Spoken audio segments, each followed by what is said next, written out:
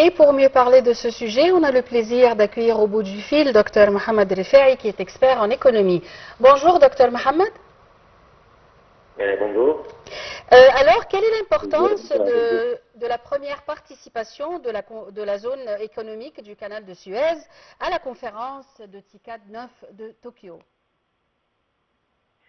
En effet, cette participation au TICAD marque un tournant stratégique dans la diplomatie économique égyptienne.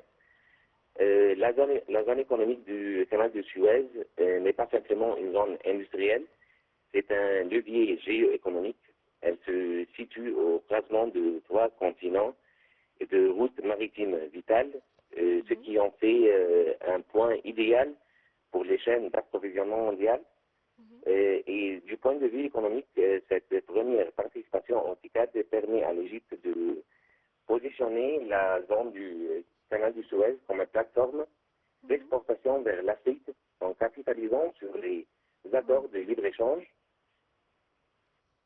Encore, ça va aider à attirer des investissements japonais dans des secteurs à valeur forte ajoutée, notamment dans les technologies propres, l'automatisation industrielle et la logistique intelligente.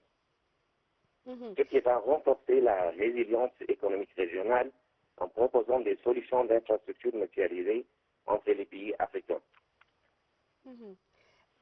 Et quels projets ou opportunités d'investissement la zone économique du canal de Suez a-t-elle présenté à ses partenaires japonais et africains? L'Égypte a présenté des projets très concrets et stratégiques. Parmi eux, le développement de l'hydrogène vert, la localisation des industries et des infrastructures durables. Ces projets s'appuient sur l'expérience égyptienne dans les transports, comme la phase 4 du métro du Caire et les grands projets culturels comme le musée égyptien, tous soutenus par le Japon. Et comme encore la zone du canal du Suez présente des opportunités clés dans 3 axes principaux, l'énergie verte, l'industrie comme le tech, les pharmaceutiques, les véhicules électriques et les logistiques. En fait, l'Égypte joue le rôle d'un hub vers l'Afrique, l'e-commerce et logistique numérique. Et quels sont les bénéfices attendus pour l'Égypte et l'Afrique de l'ouverture du Japon au marché africain?